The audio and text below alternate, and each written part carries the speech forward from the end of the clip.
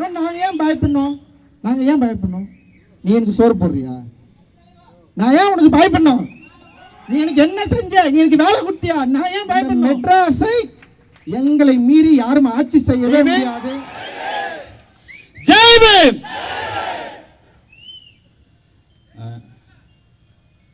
ஜெய் பீம். இது காசுக்காக கூட்டின கூட்டமா? காசு கொடுத்து யாராவது நம்மளை கூப்பிட்டாங்களா?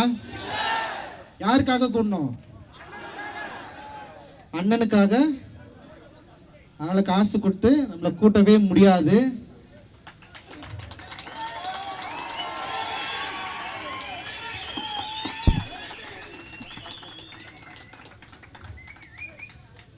ஆக்சுவலி வந்து ஒரு 6 நாள்ல இது பிளான் பண்ணோம். இவ்வளோ பேர் வந்து நம்முடைய அண்ணன்கள், நம்ம கருத்தோடு ஒன்றிருக்கிற அண்ணன்கள், ஆம்ஸ்ட்ராங்கினுடைய படுகொலைக்கு சரியான நீதி வேணுன்ற அக்கறையில் வந்த அண்ணன்கள், சகோதரர்கள், சகோதரிகள், உங்களுக்கு எல்லோருக்கும் வந்து மிகப்பெரிய நன்றி. நீங்கள் வரலன்னா இந்த நிகழ்வு பெரிய வெற்றி அடைஞ்சிருக்காது. ஏன்னா ஆக்சுவலி வந்து எனக்கு பிரச்சனையே இல்லை. நான் நிறைய நிகழ்வுகளை பண்ணியிருக்கோம். அதில் கூட்டம் வரும் வரலன்றதை பற்றி நான் என்றைக்கும் யோசிச்சதே கிடையாது. ஒரு 10 பேர் இப்போ எப்படியும் நீலம் பண்பாட்டு மையம் எந்த நிகழ்வு வச்சாலுமே அதை ஃபாலோவர்ஸ் சில பேர் இருப்பாங்க. அவங்க வந்து என்னென்னா நிறைய பேர் வந்து தலித் அப்படின்ற ஒரு வட்டத்துக்குள்ளே மட்டும் இல்லாமல் சமூக நோக்கோடு யாரெல்லாம் வந்து நம்மளோடு சேர்ந்து இணைந்து வேலை செய்ய விருப்பம் இருக்கிறார்களோ, அம்பேத்கர் அரசியலை யாரெல்லாம் ஏற்றுக்கொண்டிருக்கிறார்களோ, சாதி கடந்து நிறைய பேர் வந்து தொடர்ந்து நம்முடைய நீலம் பண்பாட்டு நிகழ்வில் நிறைய பேர் பங்கேற்றிருக்காங்க. அண்ட் நிறைய கல்வியாளர்கள் அதில் வந்து இருக்காங்க. ஸோ ஆனால் வந்து இந்த மாதிரி ஒரு நிகழ்வு நடத்துகிறப்போ அண்ணனுடைய கொலைக்கு நீதி வேண்டும் அப்படின்ற ஒரு போராட்டம் நிகழறப்போ சமூக வலைதளங்களில் இது குறித்து பல கேள்விகள் வந்து கேட்கப்பட்டது, பல விஷயங்கள் வந்து வாதிக்கப்பட்டது. குறிப்பாக எல்லாரும் சொன்னது என்னன்னா கலவரம் வரும். பல முற்போக்குவாதிகள் ரொம்ப அக்கறையோடு எழுதினாங்க. என்ன அக்கறை எழுதினான்னா திமுக அரசின் மீது குற்றங்கள் நிகழ்த்துவதற்கு, அதாவது குற்றம் சாட்டுவதற்கு இந்த நிகழ்வு காரணமாக அமைந்துவிடக் கூடாது. இந்த நிகழ்வில் கலவரத்தை உண்டு பண்ணுவதற்கு வாய்ப்பு இருக்கிறது. ஆனால் கலவரம் வரும். இந்த நிகழ்வில் கலவரம் வரும். ஆனால் எச்சரிக்கையாயிருங்கள். இது ஏன் எழுதணும்னு எனக்கு தெரியல. இந்த கலவரம் வரும் அப்படின்ற எச்சரிக்கை உணர்வு இந்த நிகழ்வுல யாரும் போய் கலந்துக்க கூடாது அப்படின்ற ஒரு எண்ணத்தில் எழுதப்பட்டதா அப்படின்ற ஒரு கேள்வி வந்து நமக்கு வந்து ரொம்ப ஈஸியாகவே வந்தது ஆக்சுவலி. ஸோ அப்படி இருக்கிறப்ப தான் நம்ம இந்த நிகழ்வை நடத்துகிறப்போ வந்து நிச்சயமாக வந்து ஒரு பெரிய ஒரு அணிதிரள் நிகழணும். அப்படி வந்தால் தான் இங்கே இருக்கிற ஆட்சி, இங்கே இருக்கிற ஆட்சியாளர்கள், இங்கே இருக்கிற நிர்வாகிகள், இங்கே இருக்கிற காவல்துறை எல்லாருமே இந்த மக்களுக்கான தேவையை அண்ணன் ஆம்ஸ்ட்ராங்குடைய படுகொலைக்கு சரியான நீதியை பெற்றும் தருவரை இந்த மக்கள் ஓய மாட்டார்கள் அப்படின்ற பயம் அவங்களுக்கு வரணும் அப்படின்றது தான் நம்மளுடைய முக்கியமான கோரிக்கை.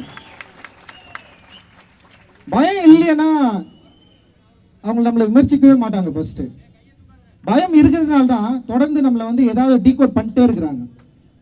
முதல்ல தலித்துகளுடைய வாய்ஸை வந்து இவங்க யாருமே வந்து என்ன பண்ணாங்கன்னா அதோட தனித்துவத்தை இவர்கள் வந்து உணர்ந்து கொள்வதே இல்லை. தலித்தோட வெற்றியாக இருக்கட்டும், தலித்தோட வாய்ஸாக இருக்கட்டும், தலித் வந்து ஒரு இடத்துல வந்துட்டானே, தலித் வந்து அவனுடைய திறமையினால முன்னாடி வந்தான்னு சொல்ல மாட்டான். ஒன்று கோட்டாவில் வந்தான்னு சொல்கிறான், 8 மணி அவனுக்கு கோட்டாவால் தான் உள்ளே வந்துட்டான் அப்படின்னு சொல்கிறாங்க. அப்படி இல்லைன்னு வச்சுக்க, அவனுக்கு பின்னாடி யாரோ ஒருத்தர் இருக்கிறான், அவனுக்கு பின்னாடி யாரோ ஒருத்தர் நிதி கொடுக்குறான், அவனுக்கு பின்னாடி ஒருத்தர் இருக்கிறான், வேற ஒரு சித்தாந்தம் வந்து அவங்கள வந்து செயல்படுத்துது, நடைமுறைப்படுத்துது. எவ்வளவு அயோக்கியத்தனமான பொய்யை என்னுடைய உண்மைக்கு முன்பாக உன்னால உருக்க வைக்க வேண்டி இருக்குதுன்னு நீ வந்து புரிஞ்சுக்கணும். உன்னால வந்து என்னோட உண்மைக்கு எதிராக ஒரு உண்மையை உன்னால கொண்டு வரவே முடியல. நான் உண்மையை பேசுறேன், என்னுடைய மக்களுடைய பிரச்சனை பற்றி பேசுறேன், எனக்கான வேண்டுதலை பற்றி பேசுறேன், எங்களுக்கான விடுதலை பற்றி நாங்கள் பேசுறோம். அதனால எங்களுடைய விடுதலை என்ன, எங்களுக்கு என்ன தேவை இருக்கிறது, இந்த சமூகத்தில் எங்களுக்கான பாதிப்பு என்ன இருக்கு, நீதி கட்சி காலத்தில் இருந்து இப்போ வரைக்கும் எங்களுக்கு இழைக்கப்பட்ட அநீதிகள் என்ன, எங்களுடைய பங்கு, அதாவது பிரதிநிதித்துவத்தை நீங்க இன்னைக்கு வரைக்கும் தராம இருக்கிறத பத்தி நான் கேள்வி கேட்கிறேன். என்னுடைய பிரதிநிதித்துவத்தை தரலன்னு சொல்லிட்டு கேள்வி கேட்டோன்னே நீ என்ன சொல்றேன்னா, உனக்கு பின்னாடி ஒருத்தர் இருக்கிறான், நீ ஒரு பி டீம், நீ ஒரு ஆளு, அவன் சொல்லிதான் நீ எழுதுற. டேய், நாங்க அம்பேத்கருடைய பிள்ளைகள். நான் தான் திருப்பி சொல்றேன்,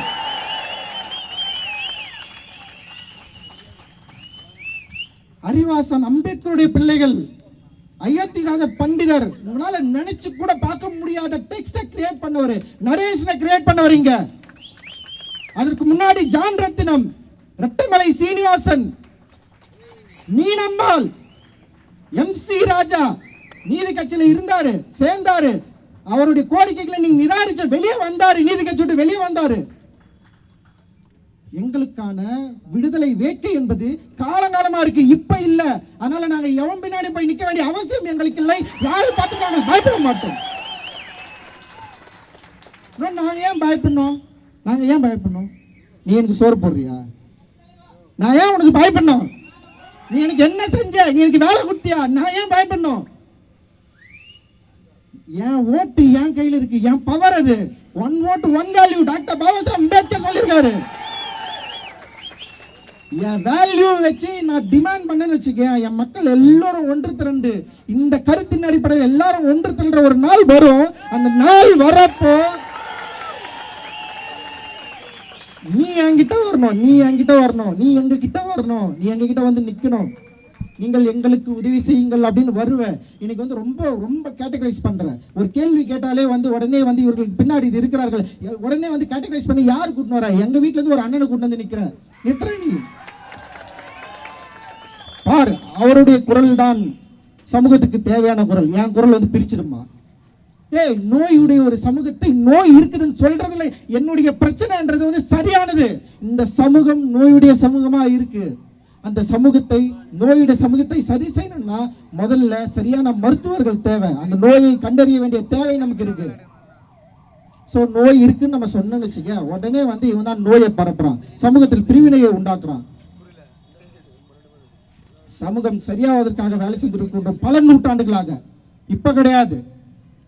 ஐயன் திருவள்ளுவன் காலத்திலிருந்து பிறப்புக்கும் எல்லா உயிருக்கும் சும்மா கிடையாது. ஆண்டாண்டு காலமாக ஃபைட் பண்ணிட்டே இருக்கிறோம். ஆனா நீ என்ன பண்ற? அண்ணன் ஆம்ஸ்ட்ராங் செத்தவனே அவர் ரவுடின்னு சொல்லி எழுதுற. யார் எழுதுனது? யாரு? ஆம்ஸ்ட்ராங் அண்ணனை ரவுடின்னு சொல்லி வலைதளங்கள்ல எழுதின அயோக்கியர்கள் யாரு? முற்போக்குவாதிகள், அசல் முற்போக்குவாதிகள். ஃபர்ஸ்ட் என்ன பண்ணா? பிஜேபி எழுதுனா அவரு வந்து தப்பானவர் அப்படின்னு சொல்லுவோம். உடனே இன்னொரு டீம் இறங்கிச்சு, டிஎம்கே ஐடிவிங்க ஃபுல்லா இறங்கி அண்ணனை வந்து தப்பு தப்பா எழுதுது. ஸோ உங்களுக்கெல்லாம் வந்து கொஞ்சம் கூட யோசனையே கிடையாதா? அதிகாரத்துக்கு எதிராக திரள்பவர்களே நீங்க ரவுடிங்கன்னு சொல்லுவீங்களா? அப்ப நாங்கெல்லாம் ரவுடிங்க தான், வேற வழியே கிடையாது.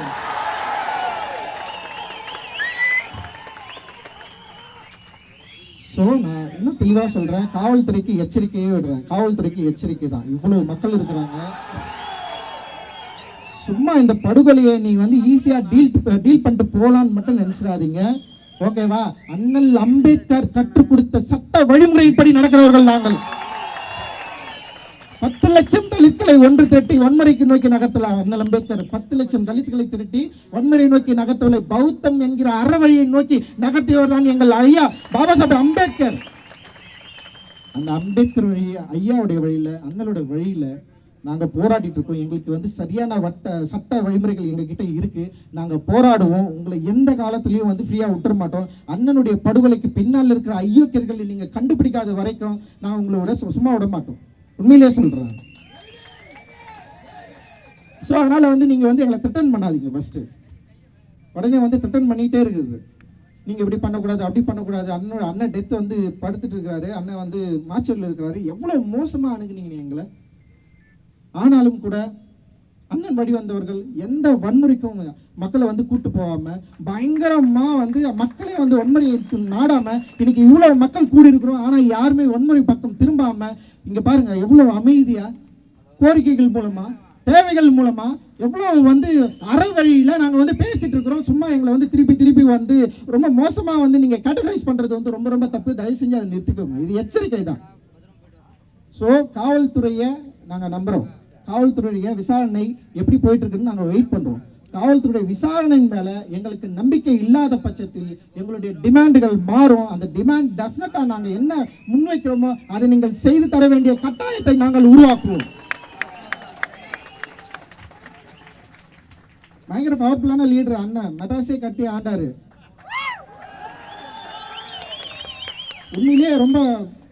உண்மையிலே பல மறைமுக சூழ்ச்சிகள் இருக்கு. அண்ணல் ஆம்ஸ்ட்ராங் அண்ணனுடைய பவரை புரிஞ்சுக்க, அதாவது அந்த பவரை வந்து அவங்க வந்து காலி பண்ணுறதுக்கு பெரிய சூழ்ச்சி தான் நிகழ்ந்திருக்கு. இதில் ஆம்ஸ்ட்ராங் அண்ணனை மீறி மெட்ராஸில் ஒரு விஷயம் நடந்துடாது. இப்போ வந்து சொன்னாங்கல்ல, பயங்கரமான அண்ணெல்லாம் சும்மா வெள்ளைங்க அப்படி இருக்கிறாரு. செம பவர்ஃபுல்லான பர்சனு.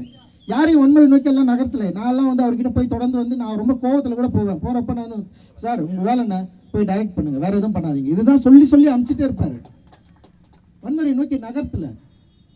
ஸோ அந்த பவர்ஃபுல்லான லீடர் பல பேர் உருவாக்கிட்டு போயிருக்காரு இங்கே. அவர் இல்லைன்னு உடனே நீங்கள்லாம் வந்து பயங்கரமாக சந்தோஷமாக ஜாலியெல்லாம் இருந்துடாதீங்க. இந்த சென்னையை, இந்த மெட்ராஸை எங்களை மீறி யாரும் ஆட்சி செய்யவே முடியாது.